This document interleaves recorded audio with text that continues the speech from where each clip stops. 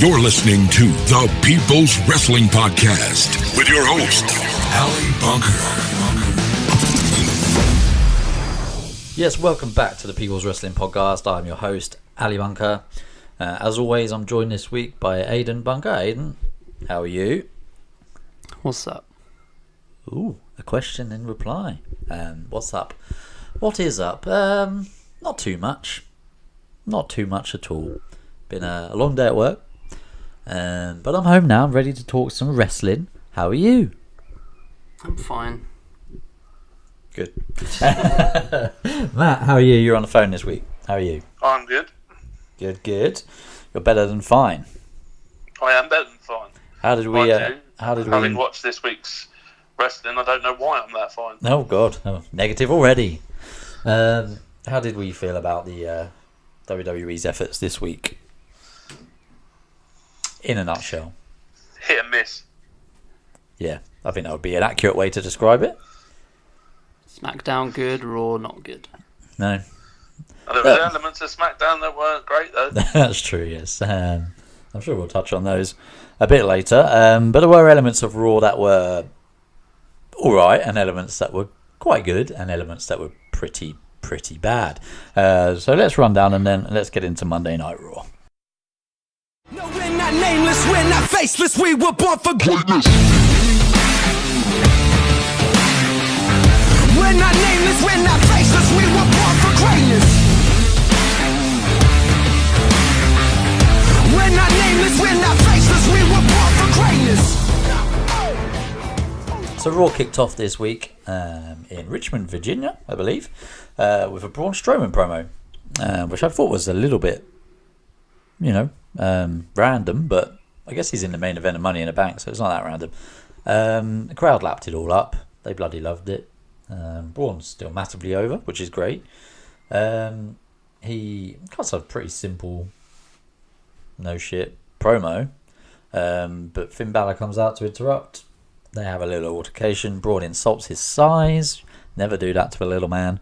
How little is Finn? He's not even that little, is he? To a normal human, no. He's about 205, maybe a bit less. But I think he's one. I think they say he's 190 or something. 190, yeah. Which is weird because he looks a little bit bigger than a lot of cruiserweights. I don't know. Maybe he is quite small. When you see like Buddy Murphy, Well, who yeah, literally looks like he looks about 240 He's pounds. definitely not 205. But yeah, don't insult a little man about his size because he'll slap you in the face. That's Really what happened hard. to you, Matt, at MK11. I didn't insult you about this. I didn't even insult you. You just slapped me. I'm sure you did. I am sure you did.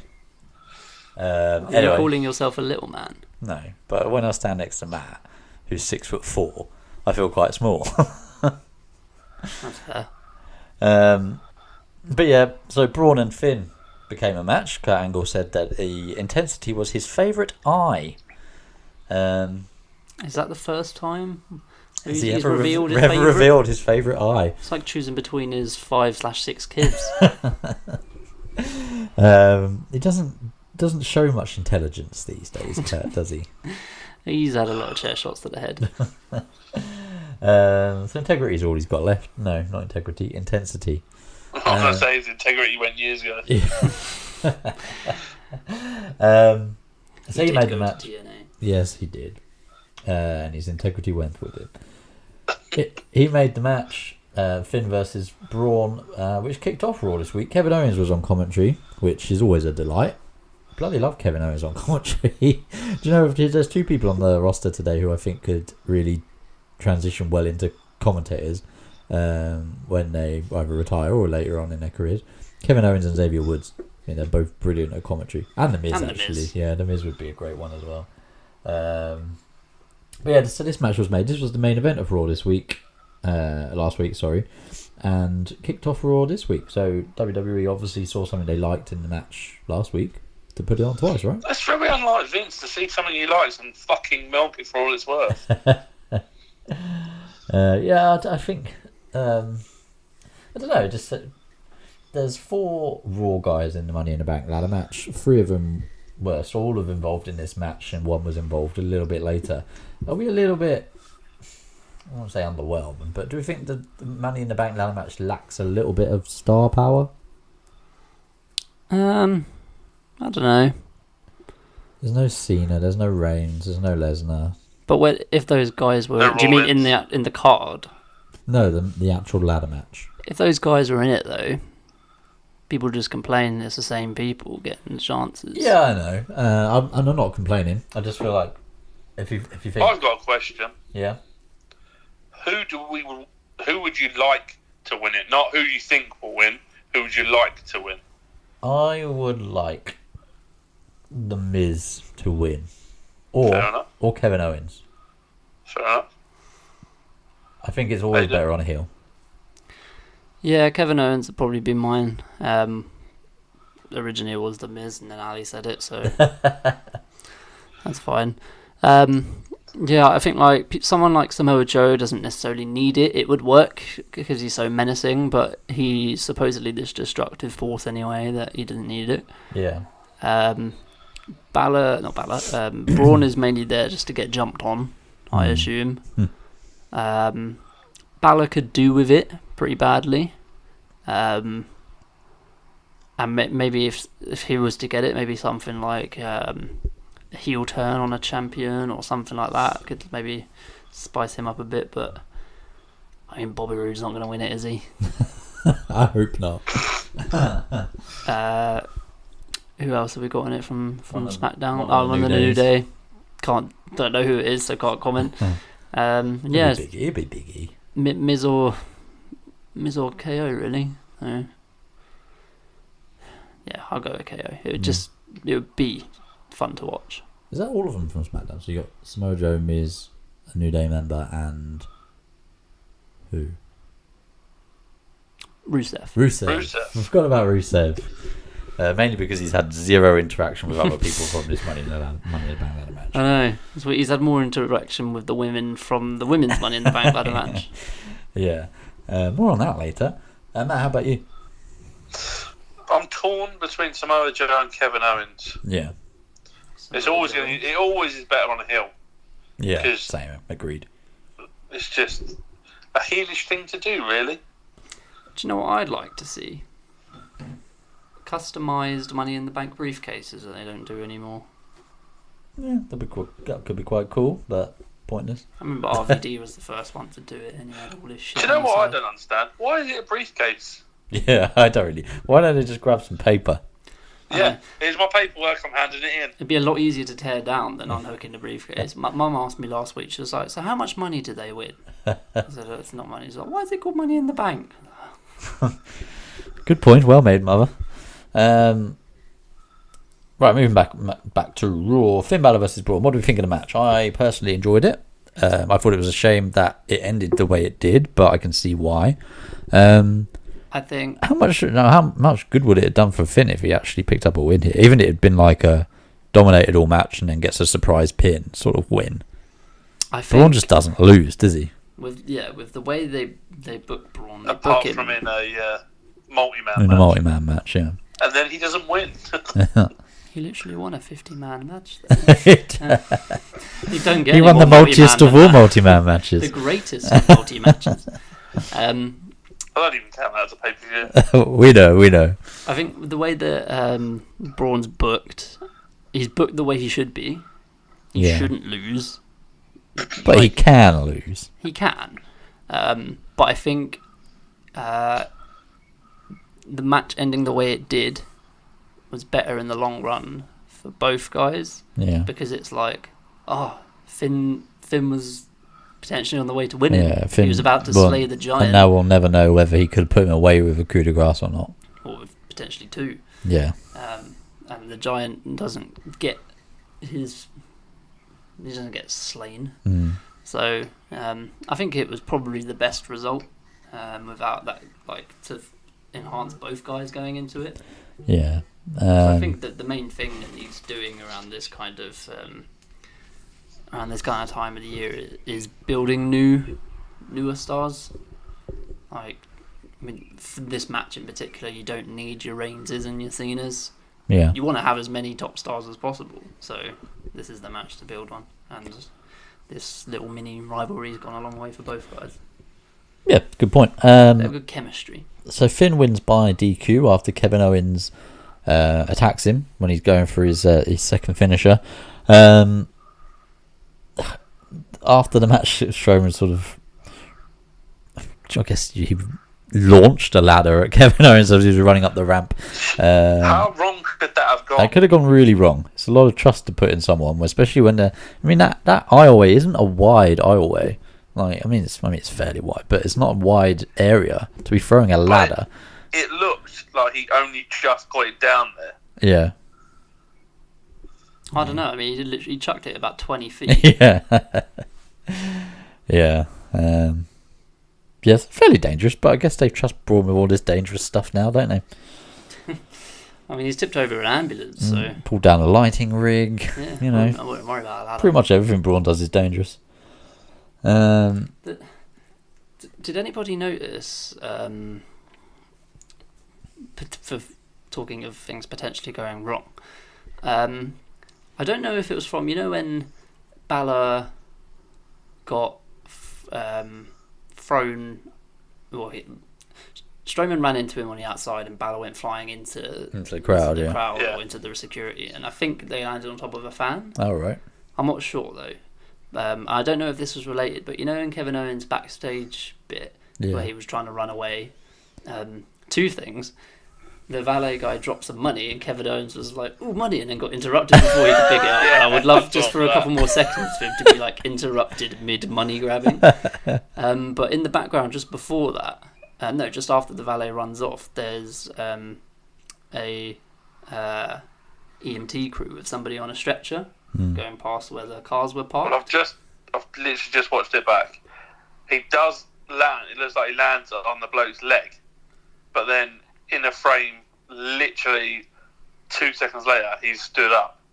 Yeah, so I don't know or think it's them or if it was something backstage, but somebody was getting stretchered off mid-Raw. That's random. Yeah, I saw that and I was like, what is that all about? Maybe it was Roman Reigns, and that's why he wasn't on this week. Well, because at first I was kind of like seeing the Seth Rollins thing later on. I was like, oh, maybe they were just prepping for that, and then I watched it back and it was actually somebody on the stretcher. Yeah, it's a bit random. Maybe they were testing the stretcher out. See if it works. It seemed like there was like 5-6 people around him and strapped into the stretcher. I don't know why they need to test it there. I'll have to go watch that back. While Kevin Owens is on TV. Yeah, that's interesting. No Roman Reigns this week, by the way. What did we make of that? Good for the show? Bad for the show? I think it's fine. I didn't notice until a couple of hours after I finished watching Raw that he wasn't on it. Yeah. He doesn't need to be on it. He only got mentioned like once as well. Mm. But I think it's fine. You don't need to be on TV every week. I was thinking that about people on Smackdown as well. I mean, if you are trying to build a Roman versus Jinder match, probably wise to have some sort of interaction on there. I mean, Jinder, there's prime opportunity because Jinder was wrestling Seth for the IC title, Roman's Shield buddy, and there was plenty interference from Sunil Singh. Perfect opportunity for Roman to come and interject himself in to further that rivalry. But no, it didn't really seem to happen. Though, isn't he? Roman could have got Seth disqualified. Seth didn't need to get himself disqualified. We had 2 or 3 weeks of build up between the two, though, like interaction every week, and I think it's not a main event feud. No. So it doesn't have to be. We've still got 3 weeks of the pay per view as well. 2 weeks on Sunday. 2 weeks on Sunday. Yep. It's the 24th. Yeah, next Sunday. Sunday coming. That's not 2 weeks. Is it 2 weeks? 2 weeks before the 24th is the 10th of June. Is it the 24th? I think it's the 24th. Or am I thinking of Ms. and Mrs.? You got your pay-per-view attractions mixed up. 24th is a Sunday, so it's either 24th or the 17th. I think it's the 17th. Maybe it is 2 weeks on Sunday. I don't know. It was 3 weeks. It was just less than 3 weeks from Raw on Monday. Right. Okay. Yeah. So, but we've still got enough time to build something. A week off is fine. Yep, I guess so. What did we make of the IC title match, by the way? Obviously, we spent a long time talking about the Intercontinental title last week. This probably doesn't go down as one of its most classic matches, but anything with Seth Rollins in it is, gold at the minute. So it was all right, even with Jinder's sort of plodding, ponderous style. Seth Rollins manages to pull a good match out of him. Yeah. So it probably says more about Seth than Jinder, right? It's very much in the kind of Cena mould in that he's quite kind of big and like clumsy and lumbering, but put him against a smaller guy who can go, and the matches are pretty good. One of the things I thought during this match that doesn't really get mentioned a lot is I think it's Sunil Singh. It's Sunil, yeah. He's done a really good job on his own since his brother got injured. Because, like, obviously the Singh brothers gimmick works a lot better when there's two of them being a little henchman, not more mini henchman. Not really henchmen, are they? Kind of just like slaves. Yeah. But they benefit him. And they could have easily have just gone, well, one of you is injured, so we're just going to take you away. Yeah. But he's very much done a good job on his own. Yeah, I think he's done all right. I mean, he doesn't really do a lot, other than get beat up by people. No, but I mean, like, he caused a distraction this week. Yeah. He's always he always does the job. Yeah. You never really see him make any mistakes, apart from when him and his brother was kind of telling him everything to say in our promo one time. Do we think that the Singh brothers will ever transition into actual main roster wrestlers? I don't know. I think this is them forever. I think just like Live's calling out for them. Well, they were the Bollywood it's boys, where they right? started, Bollywood brothers or Bollywood boys? Bollywood boys. Yeah. Yeah, I don't know. I think they're too small. Like, they're literally too small. So maybe cruiserweights, but potentially future. Maybe if there's a cruiserweight tag team division, that'll be yeah, potentially be on there. But so yeah, Seth Rollins gets himself disqualified in this match by using a steel chair to attack Jinder Mahal. We didn't mention it. You what, sorry? It was a little bit weird. Yes, it was a little bit weird. He's so wanting to hit him over the head as well. Everyone wants to hit everyone over the head. It's not allowed. Just do it. Unless it's a briefcase, in which case you're allowed to hit him over the head. Just gimmick the chairs. But we forgot to mention actually prior to the match, Elias came out for a segment, for a little concert, and this was probably some of his better stuff, where all of his stuff is great, but just has the crowd in the palm of his hand every single week. Man, everybody, he's my new favourite. He gets great reactions, and he's just so I personally don't find him irritating, but I imagine to an American crowd, live crowd who love where they're from, very patriotic, he could be so much of a wind up. Yeah. Well, you just have to look at what he did in the dark match when we went to see it. Yeah. He was this in London. Everyone was like, I don't care. Yeah. Do what you want. Yeah. Say what you want, and we'll still be with you. I think, to be fair, most of us were from London, so it's kind of like, woo. Maybe. But he's just he on his own almost every week, and he's just entertaining. Yeah, it's a lot of. If you think about it, how sort of daunting that would be. Firstly, you have to play an instrument and sing, try and come up with offensive lyrics in a tune. For every town and you go heckled. For every single town, you're being heckled, and you have to reply to that heckling off the cuff, which I'm assuming a lot of it is. And he's got an actual album coming out. And that's a lot of trust they put in Elias. Yeah, they had him do a lot of stuff. Like they had him play on Bourbon Street. Yeah, they stick him on table for free with Jeff Jarrett and Road Dogg for no connection real other reason. than the fact that they're musical. Yeah, and he just keeps shining. I bloody love Elias. Bloody love Elias. Anyway, so after the Seth Rollins Jinder Mahal match, he makes an appearance when Seth Rollins is celebrating and absolutely clatters him with a guitar straight off the announce table. Have you seen Coach's reaction? No. It's hilarious. What? You can obviously see him out the corner of his eye. Yeah. And his facial expression is just genius. He's like mouth wide open. No, I'm not seeing it. It's probably the best thing Coach has ever done, though, by the sounds of it. But yeah, no, it looked pretty brutal. Yeah, it was brutal. It took you by surprise. I just didn't like how it was like, oh my god, and then just went straight to advert. Yeah. Because you'd think like in a real life situation, they'd be like, holy shit, Seth Rollins is hurt, get somebody out here. They wouldn't just disappear to ad breaks like that. To a break. Well, it's either they would do that or they would do exactly what they did and be like, oh, quick, let's get this off TV. So just in case he's horribly disfigured, but like. I don't know. I just didn't like how it was like, oh no, and then it just faded out to an ad break. And they never showed you where Seth Rollins landed. Yeah, I know. But this very situation always reminds me, but it always just hammers home to me how much better at this sort of thing JR was than Michael Cole. Yeah. Because like it generally, like even if you didn't really like Seth Rollins, which we all do, and even if you weren't particularly invested in what just happened, which we all were, he would make you feel sympathy. And like afterwards, when they came back from the break, and it was up to Corey Graves and Coach to say how like despicable this was. And Michael Cole was just like, yeah, this was a really bad thing by Elias, wasn't it, Corey? But like JR would be like, you son of a you dirty, disgusting son of a bitch. Have a look on WhatsApp. Yeah, I was just having a look. These are the photos of Coach. And Corey.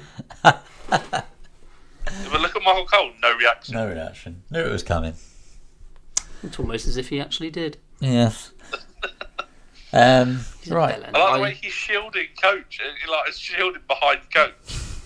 I tweeted earlier while watching Smackdown how I just find Tom Phillips so much less infuriating than Michael Cole. Yes. And Tom Phillips does the exact same job. I don't see anything that Michael Cole does where I'm like, wow, I wish Tom Phillips would do that. Yeah. Do you remember when Michael Cole took over? It was just like the shittest time in wrestling. When Michael Cole was a fucking heel, that was the worst. He's so, like, obviously the heel is meant to be annoying, but he's just so annoying anyway. Yeah, almost unwatchable. Yeah. Every time I listen back to clips, like when I see throwback clips on Instagram or something, and I hear him on commentary, especially when it came to like him hating on Daniel Bryan or loving on The Miz or anything, it's just really bad. Yeah. I was going to say, speaking of bad, but I didn't actually hate this. The Nia Jax Ronda Rousey segment with Nia putting on an exhibition against Michelle Webb was her name. I didn't actually hate it. A lot of people have not liked it. Me being one of them. Why didn't you like it, Matt? I don't know. It's maybe because I know heel turns happen, I know things, but she's just gone from being bullied, basically, to bullying some jobber in the ring. And it's just like, it's kind of a, I don't know, is she a heel now? Like, has she just gone back to being a heel, or is this just a special situation whereby she needs to show a different side? I was thinking that I was wondering, did they intentionally book her to be a heel or act like a heel, or did they not even think of that and just thought, yeah, let's go out and make her do this, without thinking that it would come across really it heelish. Obviously sounds really heelish. And then like the longer and longer it went on, like I assumed it's, knowing the way the creative's been lately, it's probably the latter. Yeah, it probably is. And the longer and longer it went on, I was thinking, surely this is intentional. Yeah. But we just seem to be in a time these days of like, you very rarely get a proper heel / face turn these days. Yeah. There's hardly ever any moments where you go, yeah, that was the day. Yeah. Like, when you think about it, why is AJ Styles a face at the moment? Because he shook hands with Shane McMahon after their match at WrestleMania last year. And that was it. Yeah. Because everyone was like waiting to like him. And now you go, oh no, we don't have a reason to hate him. Yeah, but there was never like, he saved Shane from getting beaten down by someone or something like that. And yeah, same with this. Like, Nia was very much pally with Ronda 2 weeks ago. And then Stephanie comes in, and now it's like, oh girl, I hate people. And then I wouldn't be surprised next week if she was all face. To shut up, didn't she? Exactly, yeah. So I wouldn't be surprised next week if she comes out and is a face and says like, "Good luck. I hope we have a great match." Yeah. It's really, I don't know. Both of them aren't great on the mic, are they? Nia's not terrible. Ronda could do with some work, but that's to be I expected. could hardly hear Ronda on commentary. Yeah. I thought she had a good line about not being able to remember the name of the armbar. Then she can't remember the counter. The counter for it or the defense or whatever. So I thought that was quite cool. But yeah, I don't know. I didn't really like. She got in the ring. Nia sort of went, "You cute," and then just left. I would like to see something before the match, like, because they keep telling us that she's the baddest woman on the planet, yet Nia Jax is just laughing in her face. Yeah. So I'd like to see something before the match to show why she's the baddest woman on the planet, and to have Nia get a bit of. Have you comeuppance seen before any the of match. her UFC fights? No, actually, You know what? Or would not? no. Have you not? I don't watch Jesus UFC. Christ. I don't watch that fake stuff. She can I've seen- legitimately say she's the baddest woman on the planet. I've seen clips, and the only match I actually watched it was on Twitter because it lasted about a minute. Was when she got knocked out. She got knocked out. Yeah. But yeah. She legitimately is a fucking badass. I don't doubt that, but Nia Jax is The Rock's cousin. Yeah, who cares? Anyway, Vince. moving on. So Matt Hardy and Bray Wyatt fought the Ascension. So we knew what was going to happen here. They quickly, well, I don't say quickly. It wasn't quick enough for my liking. That's what she said. Why would she say that? I don't know. Anyway, this match was a bit of a snooze fest, a piss break, if you will. Bray Wyatt and Matt Hardy won. Backstage, we had a thing with Bo Dallas and Curtis Axel. They asked Kurt Angle to put him in a tag team title match again. And then they probably decided that in order to get them, they'd have to convince the rest of the tag division that they deserved it. So they were going to throw them a barbecue. And as soon as I heard that, I instantly thought, that's not something I want to watch. Yeah. Because you know what was going to happen. And it did. It ended in a food fight. Completely pointless segment. No real reason for it. Do you remember when Rhino was good? Yeah, I do.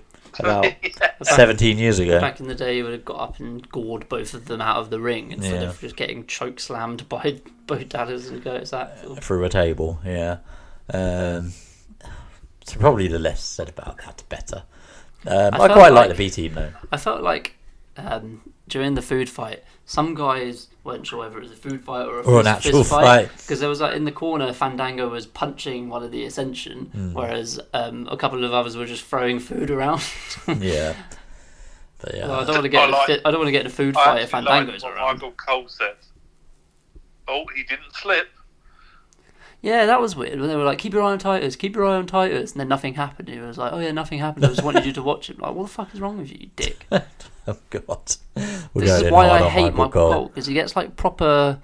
He just seems really like arrogant. No Oh, no, I more found it so funny. than when Matt Hardy's wrestling. Yeah, I hate that.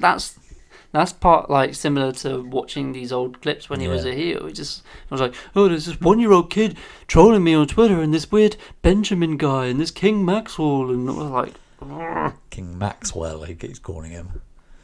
I like Corey when he tries to combat it though, but it's like, why do you have to? Like, Michael Cole should be bought into this character by now. Yeah, there's no like they Has just a keep face. keep getting things the wrong way round. Like Yeah. he gets too excited for the heel Elias, Yeah. whereas the heel commentator doesn't, Yeah. and the heel commentator goes over the top for the babyface Matt Hardy, Yeah. but the neutral commentator doesn't. Yeah. Like Doesn't. he should just display no personality, because when he displays his personality, It's he's a annoying. prick. I nearly called him a mojo. Okay. Maybe that's what we could just call people now. He's a mojo. He's a class A You're a mojo.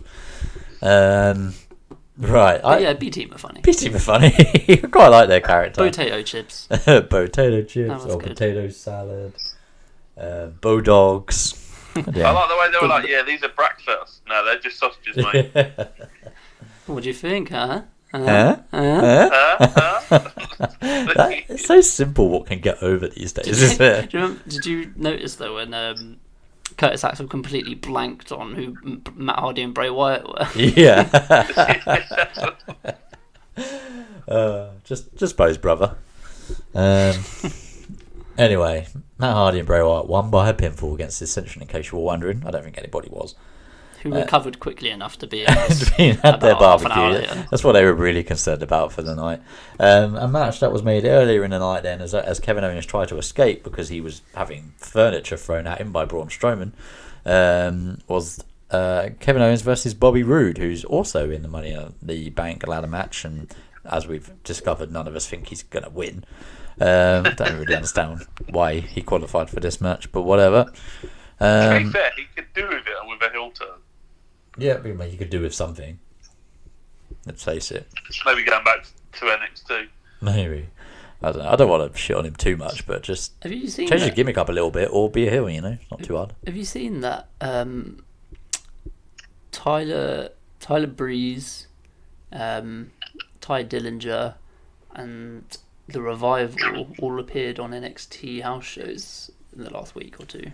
I knew the Revival did. One of them put out a tweet just saying how, like, everybody calm down. Like, I love my job. I can feed my kids. I get paid to travel all over the world. Like, I'm not being mistreated. Yeah, it was them, Tyler Breeze, and I don't know if Fandango was there with him, and then Ty Dillinger. They all made surprise appearances. Bit disappointing for the live crowd, I imagine. I don't know. I would imagine they got a pretty good reaction. Back in NXT, they're all good. Oh yeah, Tyler Breeze was great in NXT. As was Ty Dillinger in the Revival. Never really saw much of Ty Dillinger in NXT. He was very over. Was he? Yeah. Just because of the whole tech Very thing. over. Yeah, basically. Why? It's a very simple gimmick, but simple works in NXT. Speaking, let's go slightly off course for a minute. Speaking of people who were extremely over in NXT and what they're now doing, Enzo Amore. We need to talk about this. Go back to Bobby Roode for a second. Enzo, who we spoke about in the last few weeks, has been cleared of all charges on his alleged sexual assault case or whatever. And in response to it, has put out a song, a rap song, entitled Phoenix, I think it is, which is also a play on Rising from the Dead and also where this alleged sexual assault happened in Arizona. Hashtag. No, that second bit. Oh, did you not? No, I just assumed it was him rising again. No. Hashtag consensual penis. Huh? Interesting choice of lyric. Yeah, I couldn't understand hardly any of the words he was saying. So he's not a very good rapper, is he? Do you remember when John Cena called Baron Corbin a flaming dumpster fire? Of course, the dumpster fire is flaming. But it was this. This is what. A hot mess. This is what this song was. I mean, a couple weeks ago, I was driving to the gym and Enzo's old theme music came on in my car. And when I got to the gym, I very nearly tweeted, because it kind of gave me a flashback a bit, and I nearly tweeted that does anyone else kind of miss Enzo in WWE? Mainly because he is one of very few people who make the product feel current and relevant. Because no one else is really allowed to show current day personality traits. Yeah. But he'd come out, he'd dress, although he dressed really... Terribly. Yeah. He would dress the way that is apparently popular today. And he'd come out and make current day references. And, Yeah, that we wouldn't understand because Yeah. we're not American or young and hip. like, I think there is a place for him on the roster. But then, yeah, I saw this and was like, oh, fuck, yeah, I'm glad that he's not part of it anymore. Well, partly because a lot of this, I couldn't, as you say, really make out a lot of the lyrics because he's got a strange way of rapping, which is essentially sounding like you've got a really sore throat all the time. But he's kind of just shat all over wrestling fans with that first part, making everyone call like losers and making everyone seem like to live with their mum. If he wasn't guilty of rape before, he definitely is now for my ears. Ooh, wow. Yeah, it wasn't. It was just rap music ain't my thing. I don't even consider that rap. I feel like rap is crap. Who was it who had that campaign? Kurt Hennig. There was a group of them in WCW. Terrible gimmicks, but yeah, rap is crap. Well, your friend, Skillet got tweeted the Enzo Amore video, and all his words were "oh dear," Yeah. and he's a rapper. And Skillet's an actual rapper. Exactly. Yeah, I don't know. I didn't enjoy it. His rapping on, well, I don't even know if you would call it rapping, but his lyricism on his theme music was way better. Yeah, his theme music was way better than this. And the video is shit as well. It's yeah, weird. it seemed quite. Should we get off of this? Because Fair enough. it really doesn't deserve us talking about it. Something else that barely deserves it was Sami Zayn and Bobby Lashley's segment this week as well. I feel so sorry for Sami. I've never felt more sorry for Sami Zayn than I do right now, and he's a heel. Yeah. It was better off when he was a face who was just not being used. Yeah. I'm not sure it was. At least we get to see him. He's not wrestling right now, is he? Maybe he's still suffering from that vertigo. I mean, like, he still makes things relatively entertaining, like as best he can. It's just what he gets given is so bad and lazy. I mean, he is entertaining. He was entertaining when he just came out for a segment on his own in London, and he was fairly entertaining last week, even though the segment was absolute dog shite. And I'm glad we didn't spend a few hours going through it last week because it was absolutely terrible. And he was entertaining on his own here. It's just when Bobby Lashley gets involved, All the energy just gets sucked out of the everything room. just goes right down Like the shitter. you hear when his music hits, and there's not like, yeah, Bobby Lashley's here. It's just like a. Yeah. Oh, Bobby Lashley's here. Every time I hear his fucking music, I'm like, oh, for fuck's sake. Yeah. It just all seems so forced. Yeah, and then he's a fun-loving guy. Like, he doesn't have to he's be like a massive fun-loving Apollo guy. Crews. Just smiling all the time. He's all here. Apollo Crews is Sammy, pretty it's so massive great anyway. to see you. And then he does that smile and then goes like, oh, I've not got to be serious now. Yeah. Serious face. His smile as well. It looks like he doesn't know how to smile. Like he's never smiled before. So just don't make him do it. Yeah. Every time he turns to the camera, it's just like as if there's someone with a gun behind him saying, "Smile, otherwise I'll fucking kill you." I apologise for everything I'm going to do to you at Money in the Bank, and he says it in such a non-threatening way. Like, it sounds like a genuine apology. Yeah, I'm sorry. I'm probably going to punch you. Sorry. Oh, Sorry. sorry. It's just like you're like 6'3" and fucking jacked. It's Jack, man. So like, just don't speak much. Slam him on the floor. Do your finger pose. Fuck off. I want to like clip that up. Because that's pretty much just how I think a lot of people feel about Bobby Lashley's return. They just haven't made him feel important at all. And having him, like, a lot of stuff happens on the night after Mania. So, and there's always a big lull between Mania and kind of SummerSlam time. Yeah. So there's no reason why they couldn't have brought him in, say, after Money in the Bank and set him up for a big match at SummerSlam and then move him on. But, like, he just doesn't seem like there's no reason why I should care why he's back. Yeah, and There's been more talk about his sisters. As a result, I don't care. Yeah. I don't really care about Bobby Lashley. I care about Sami Zayn though, and Well, so his top says back to dominate. yeah, dominate who? I mean, like, I never cared about him in the first place, but I was willing to give him a chance because he seemed like he'd gotten better in TNA. Yeah. But it just turned out that it's just because he was surrounded by shit. Yeah. There's people worse than him. Yeah, But they had his gimmick right. He just came in and kicked ass. Yeah. They played on his MMA, and that's Didn't he have, like, legit someone MMA speak for him? background.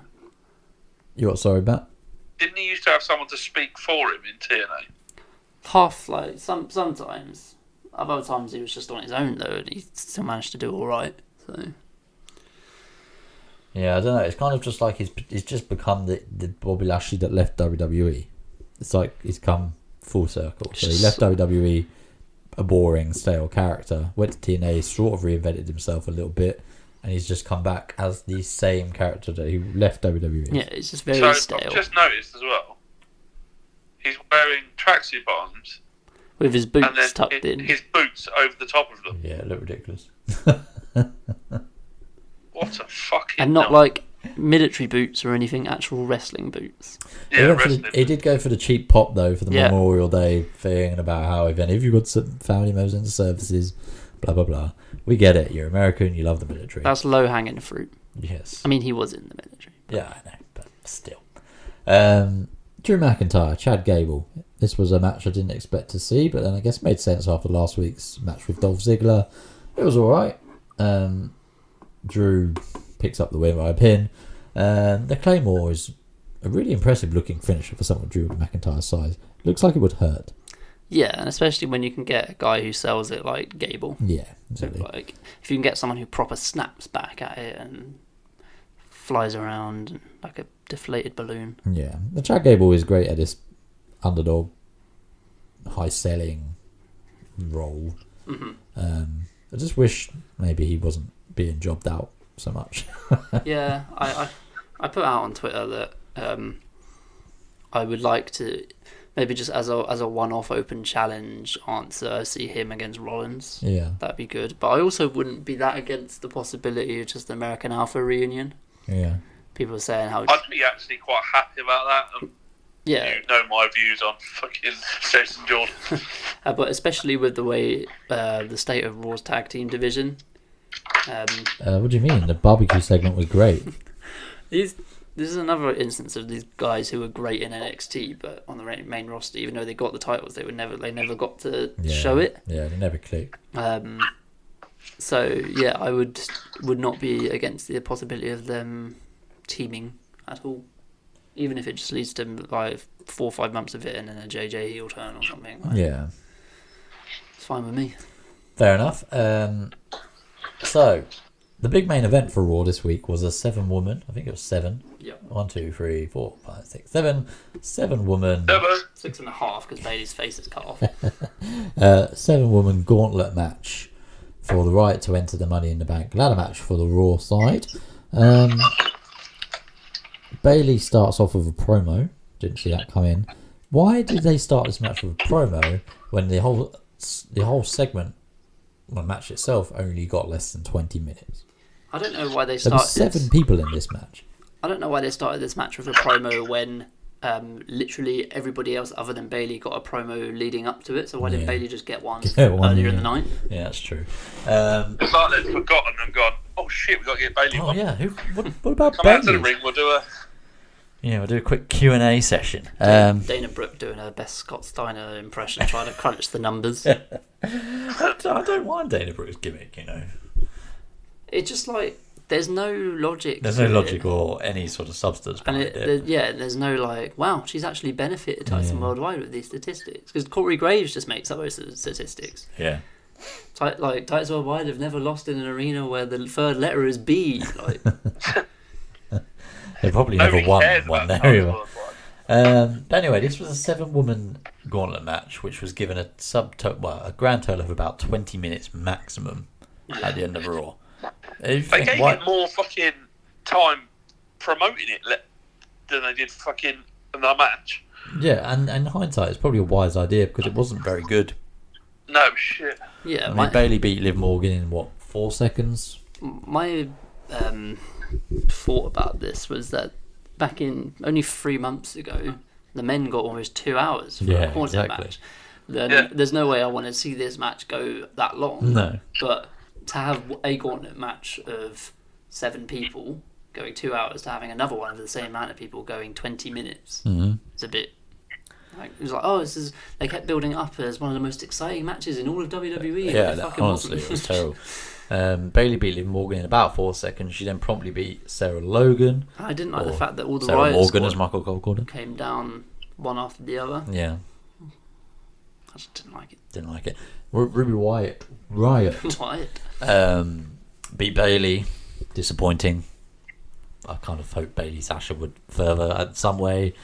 I'm just really disappointed in this whole thing, really. I was disappointed Sasha won.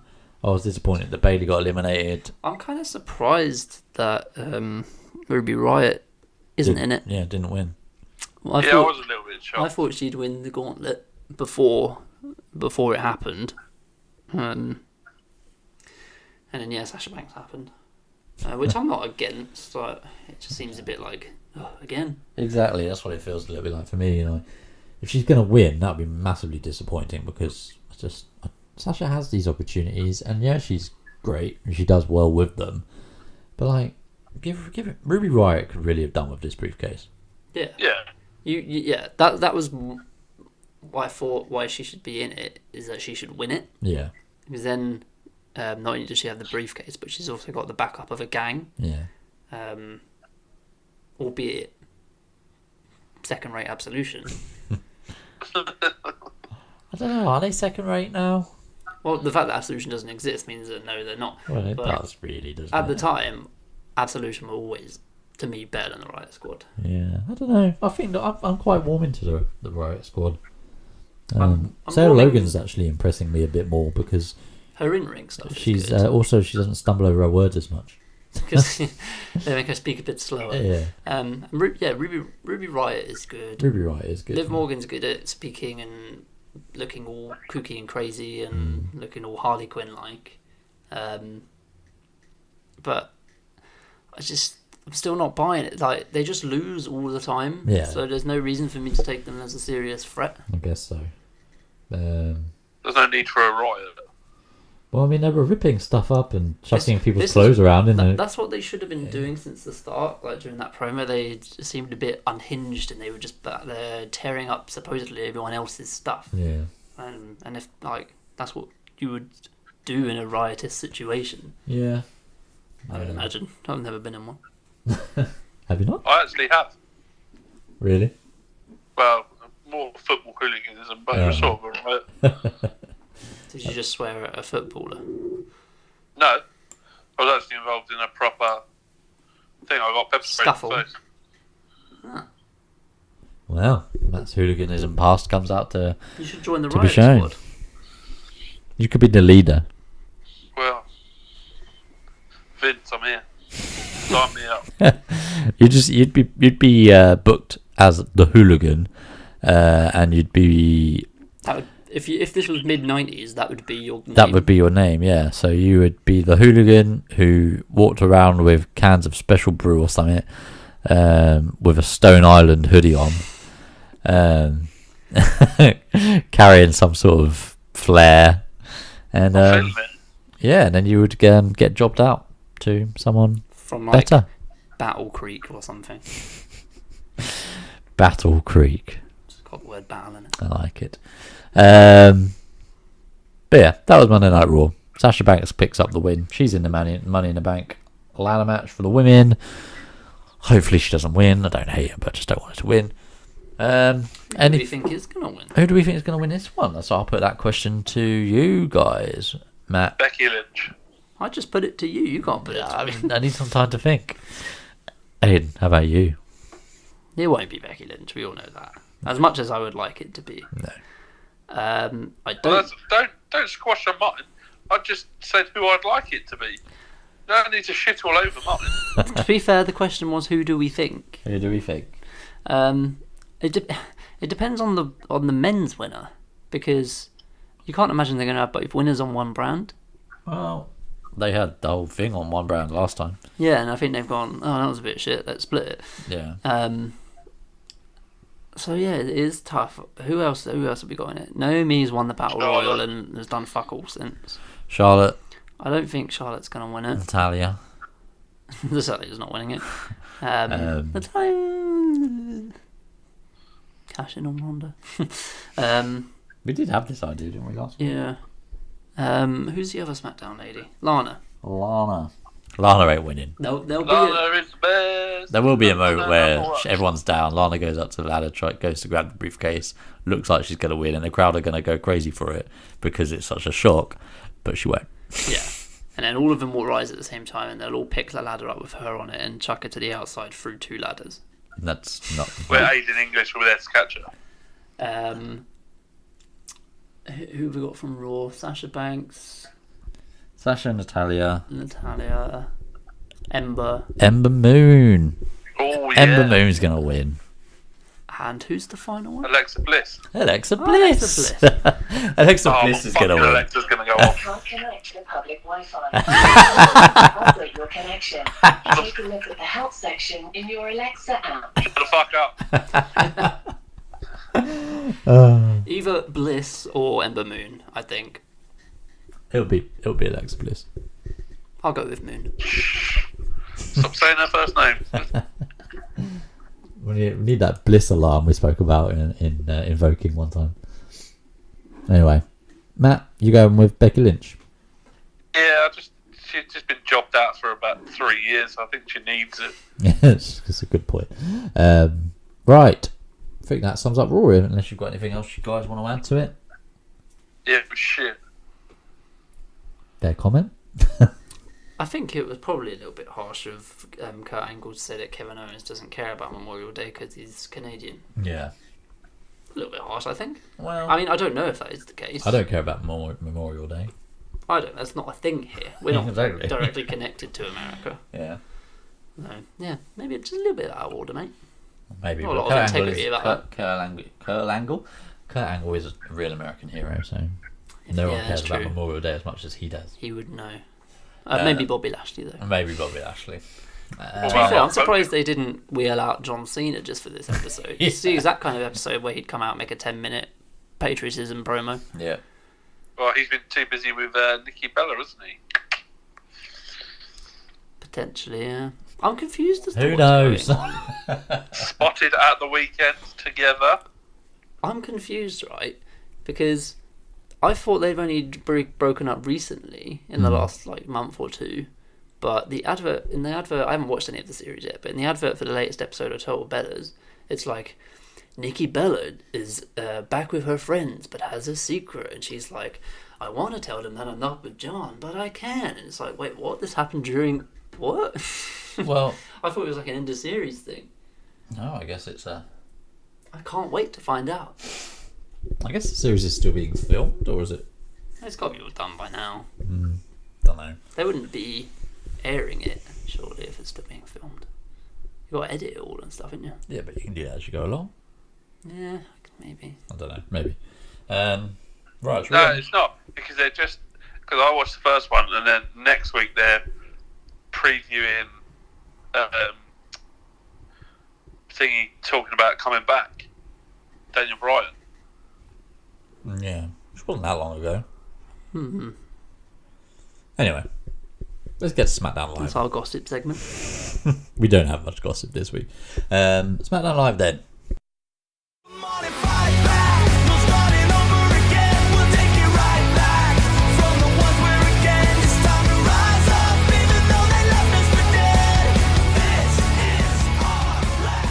SmackDown Live came from North Carolina. Charlotte? Somewhere else? Not really sure. I don't Carolina. I don't think it was Charlotte, otherwise you would imagine they would have had Charlotte out there. Yeah, well, she had a little backstage thing with Matt's favourite for the Money in the Bank ladder match. Rally? That's another one, isn't it? Just on that statement, when Paige walked by in the background, did anyone else think that was accidental? When Paige walked I by did in at the first. background.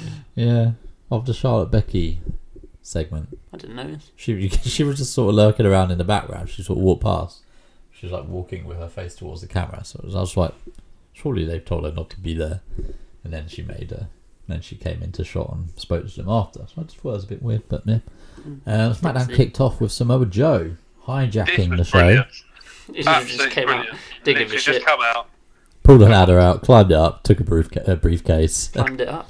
climbed it up, set it up, I would climbed have up loved it. for him just to take the briefcase and then just walk back. Yeah, just fuck. He'd be like, off. well, I've won it. See you later. You've had these briefcases here for 4 weeks. Just one, mate. Imagine if like you accidentally picked up the women's Oh, one, yeah. You've got the wrong one. No, this is the one I want. which for some reason has to be the smaller briefcase. But Joe's promo, man. He's just so good at this. I know we say it all the time. Jomo. He deserves to be champion.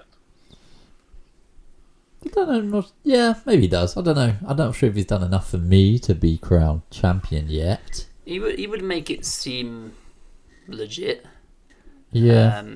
I think he seems better as a threat to the championship than being the champion. Yeah. I don't think he's going to win the briefcase, but I would like to see in the summer, maybe a SummerSlam match, him versus Styles for the title, assuming that Styles would beat Nakamura. Yeah, that would be quite a cool feud. Yeah, I think it would be. So, yeah, Joe kicked it off. Daniel Bryan comes out after Joe has the temerity to mention his wife and daughter, which really riles Daniel Bryan up these days, apparently. Brian comes out and says he's going to break Joe's legs. If he says it again. Just the one. Just the one. Okay, Joe's leg if he does it again. But he's interrupted by Big Cass, who comes out in a big suit with a big crutch. Did anyone notice boring Cass that this week he obviously was faking it, but he had the crutch on the wrong side? No, I didn't notice. I didn't I notice. didn't notice either. It's his left knee that is injured, which they kept pointing out. And he had it last week as he was walking backstage. He had crutch on his left side. Came out this week on his right. Wow. It's just lazy.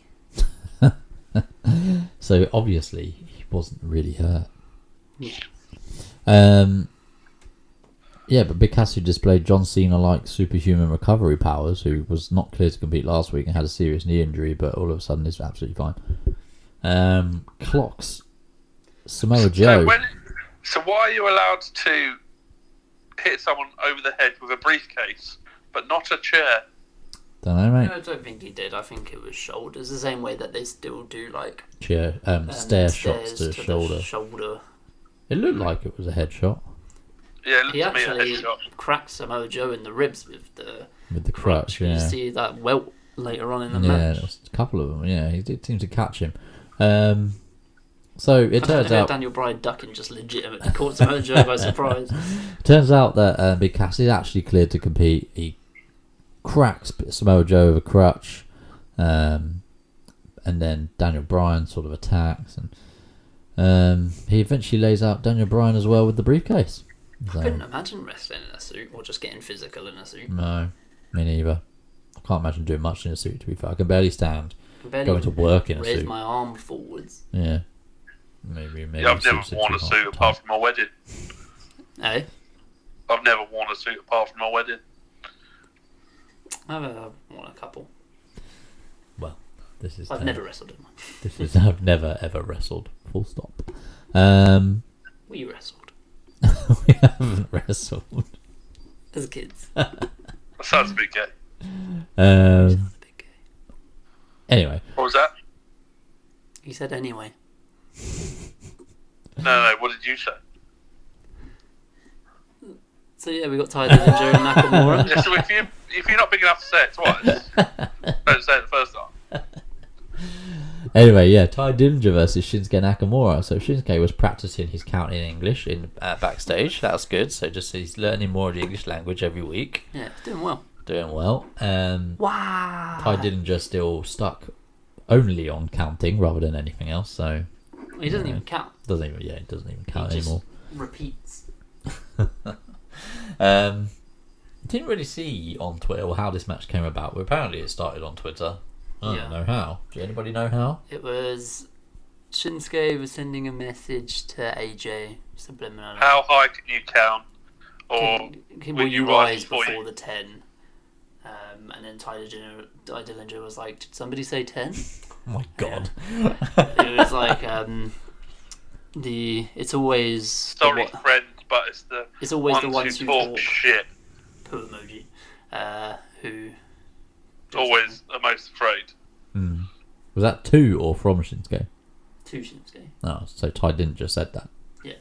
Yeah. Very babyface thing to say.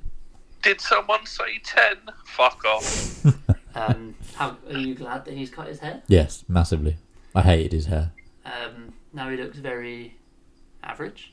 Yeah, Just a normal guy. he looks like a normal guy.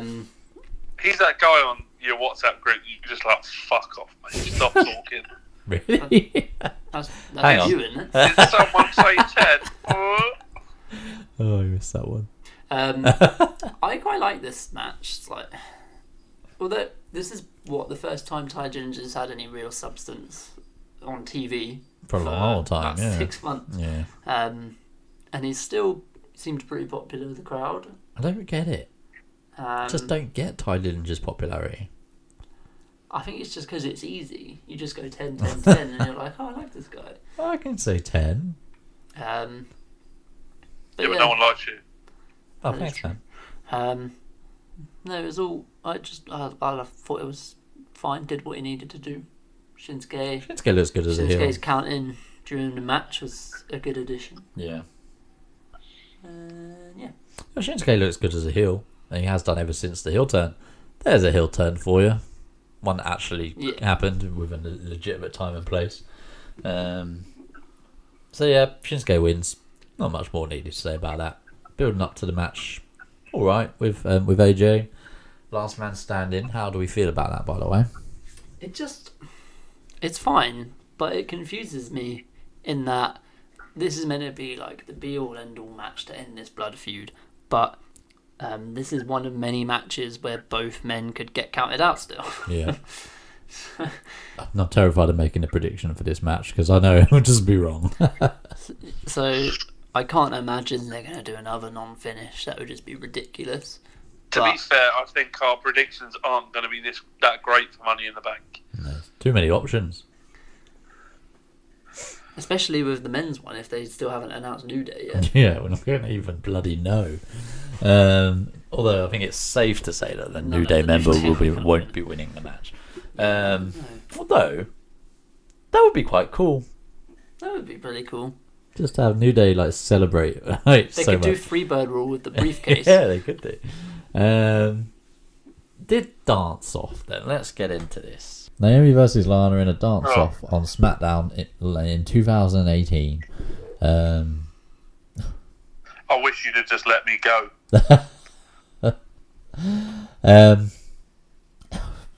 I mean, they're alright dancers. Naomi's a really good dancer. You criticised Lana's dancing last week, Matt. I thought she was alright. Yeah. It depends what you mean about dancing. It's not really dancing, is it? Well, I think it's the epitome of dancing, isn't it? Dance is whatever you determine it. Now, is it? I don't know. Yeah. So strictly. The crowd seemed to enjoy it, and you know, as much as it was evident some shenanigans were going to go down, Lana turning on Naomi, if you want to call it that. It was alright. Sets up a 6-person intergender tag team match next week, doesn't it? So did its job. Yeah, one of the main things I liked about this, because I didn't actually hate it, was that we just get logical interaction between people you know have relationships in real life. Yeah.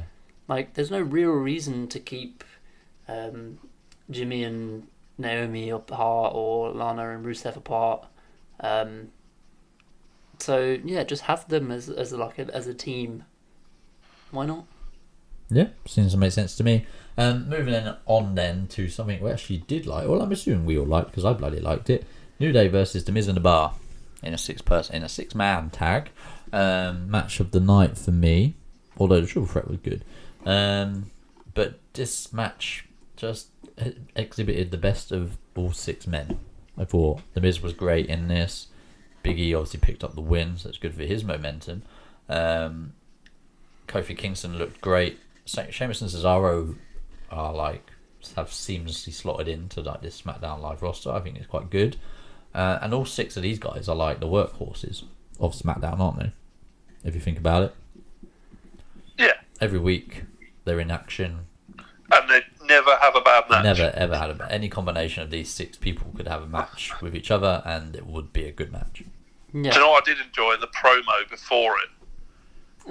with the Miz and the pancakes. Oh, Yeah. I didn't. It took me a little time to realise he actually had his thing over his eyes as well when he was doing it. Yeah, and he also managed to swat away. Yeah, and he caught the last one.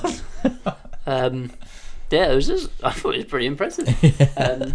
Yeah, this match showed that you don't need long to have a good fun match. Yeah. And it's part of the good thing about having 6 guys in a match is that 4 people can sell while 2 people go and do some work. Yeah. It was just good. The last 3-4 minutes, just really good stuff. Yeah, really good stuff. Kofi Kingston flying all over the place. Xavier Woods going on a rampage. I still don't understand Corey Graves' thing he always says about being born in a barrel of knives or raised in a forest fire. I don't. I don't get it. I don't I understand. don't Why get is he it. not dead? It's a reference to something else, but I'm not really sure. Probably a video game reference, I'd imagine. Not really sure. Yeah, I like this match. If somebody can explain it to us, tweet us on Twitter at the PWP. _PWP. Oh, we got it wrong. Sorry, maybe you guys can fucking use it for one.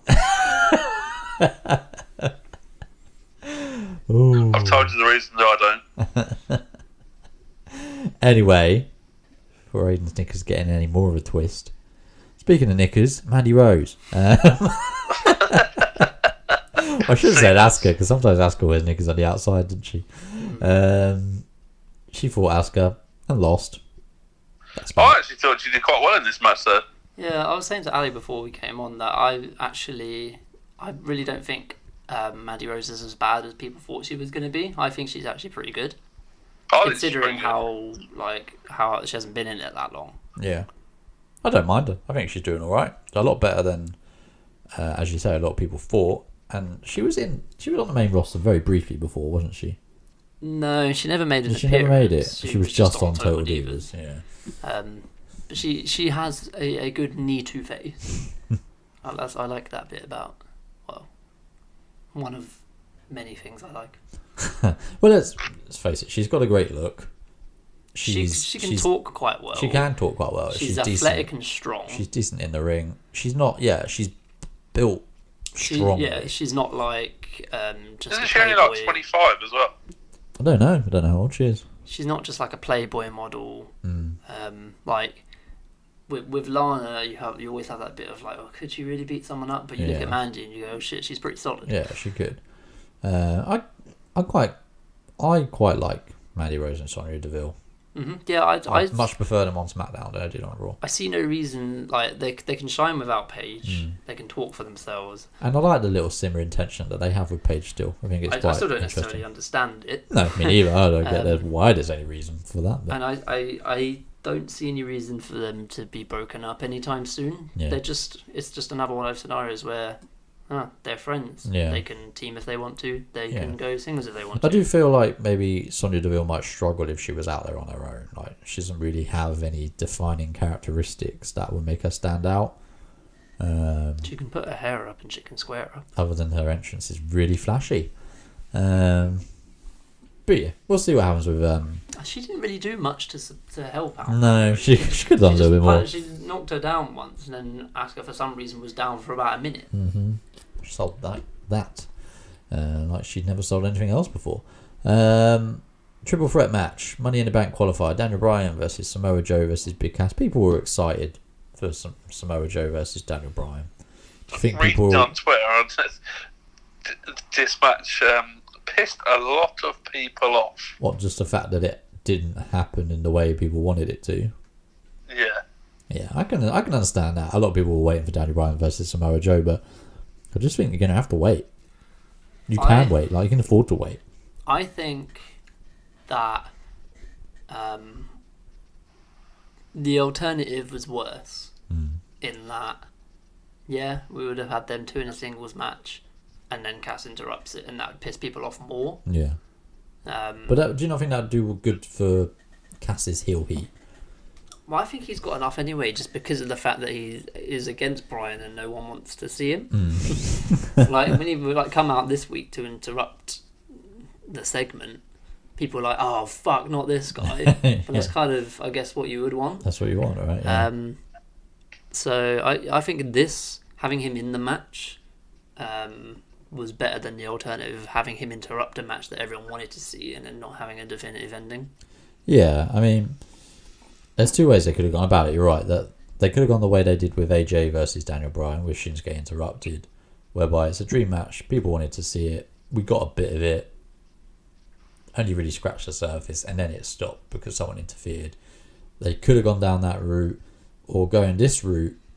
What it still does is makes Joe look really strong because he beat Daniel Bryan, but there is, well, I mean, he didn't really beat Big Cass, but yeah, I guess he won the match. But it also it doesn't damage Daniel Bryan, because Daniel Bryan was about to win and he was taken advantage of by Samoa Joe, you know. So how do you have that work both ways when it's just a singles match. So I think this was a good decision. Exactly. I know a lot of people wanted to see Brian versus Joe, but I'm sure we'll see that at some point. And it will be a proper singles match, and they'll go to the full distance, and it'll be a really great match. So I'm not too worried about that. But yeah, the Samoan submission machine choked out Daniel Bryan to book himself a place in the Money in the Bank ladder match. Whatever happens to the arm going up 3 times? Yeah, I think I read something about this a little while ago about how apparently they kind of decided that just didn't seem real. Yeah. You Oh my god! One thing that they've picked up on. you see it in the UFC fights. They'll just do it once, and if it drops, then they're done. Yeah, they're not going to be unconscious and then suddenly regain consciousness that quickly, are Yeah, they? and like Unless you're Hulk realistically, it's the longer you're letting someone stay in a hold where they're cutting off oxygen to the brain, exactly. then it's going to do damage. So yeah, I think they picked up and decided that it was just a bit too kind of hokey. Yes. I loved it. I'm sure you did. 19 times out of 20, people are getting out of it. Yeah. So I think you've just used a bit too much. You just get used on your average sleeper hold, Yeah. rather than someone's finisher. So And my dad used to do it to me on Christmas Eve to make sure I was asleep.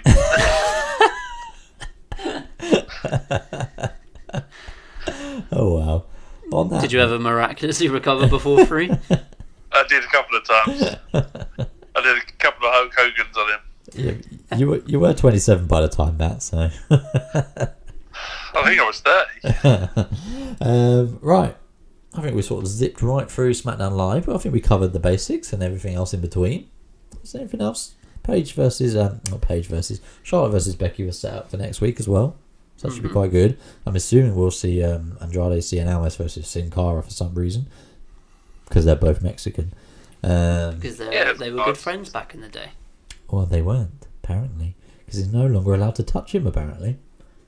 No, they were in the day, but not anymore. Well, no, I don't know. It's just because they're both Mexican, isn't it?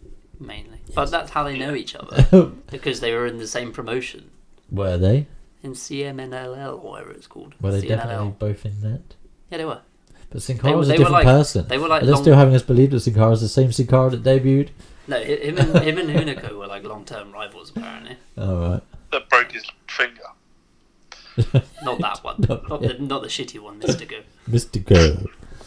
From Mystico to Misty Go. I think it's time for us to go, Aiden. That was poor. That was terrible, I know, but I had to get that one in there somewhere. So, in an effort to reduce our recording times and reduce your burden on editing, we're keeping this one under an hour and a half. Yeah, that's pretty good. We're currently at 1:17. Wow, I've got loads of time to just babble. Much appreciated. So what Wow. do we want to talk about for the next 13 minutes? See if Matt can remember his Twitter. Let's out of Bear and Bumby. Bosh. Fucking done. Alright, yeah, well, let's Aiden, go for yours. See if you can remember yours. Aiden Bunker. Oh, that was so difficult. I'm at AliBunker88, by the way, on Twitter. You can find me. You can find us at @the_PWP on Twitter. You can find us at @the_PWP on Instagram.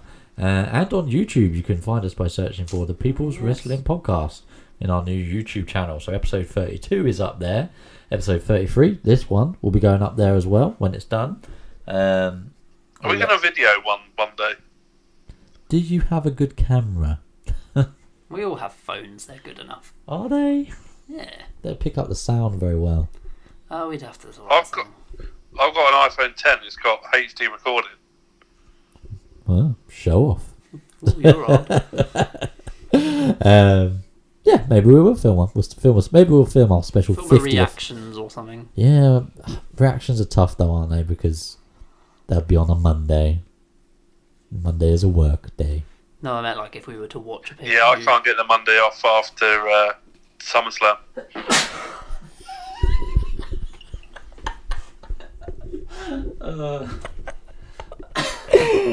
Sorry, Matt. What are you laughing at? Aiden sneezed and farted at the same time.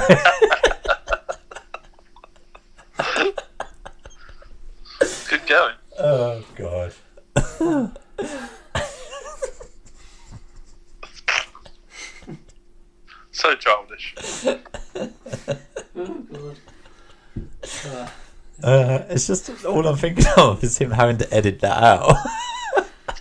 I don't know if it'll get picked up. Hopefully not. Oh, right, okay. I was saying, can't get a Monday off after summertime.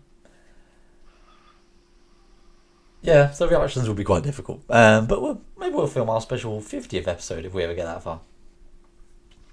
We'll be on that 33. Yeah, we're almost. Next week's episode will be level with the amount of WrestleManias. Good fact. We've now surpassed the amount of years that you've been alive. That's true. We're almost at Matt's, right? We're at the same. I'm 32. He's 32. Oh, so this is surpassing you as well. So yeah, we're doing all right. Well, we massively We're being surpassed consistent now. That was always our problem. Yeah, consistency is key. That's what they say. Yeah, I'm going to miss one in a couple of weeks. What? Actually, I might have to miss one. In fact, I will miss one in a couple of weeks. Because I will be in Slovenia. So, Aiden, on your own. Yeah. I've literally been here for every single episode. Well, you haven't got anything better to do, obviously. You haven't It's got just a life, I make sure that I don't plan things on a Wednesday. Well, I can't not plan a holiday, do you know what I mean? You're going to Cornwall again, Matt? Yes. For what as much? Don't have any internet down there, do they? Yeah. Alright, so maybe in a couple of weeks we might have to, I don't know, play an old episode or something. Well, it's 4 weeks, I think, today. Oh, okay, so I'll be here at that point. Although at some point in July I'm away as well. I'm just always away. I'm going to Australia for 3 weeks in January, so I'll be off then. I'm just gonna, for no real reason, just take a Wednesday off and just leave it up to you two. Can't do that. Yeah, you can. You have to put your annual leave request in. Anyway, right. That's so we've almost taken it to the hour and a half now. So on that note, thank you for joining us for our 33rd episode. As we say, it'll go up on YouTube as well as on SoundCloud and on iTunes. So stay tuned to our Twitter account. Stay switched on to that for news on when that will come out. Yeah, I hope you guys enjoyed this week. I hope you guys have a great week. And I will see you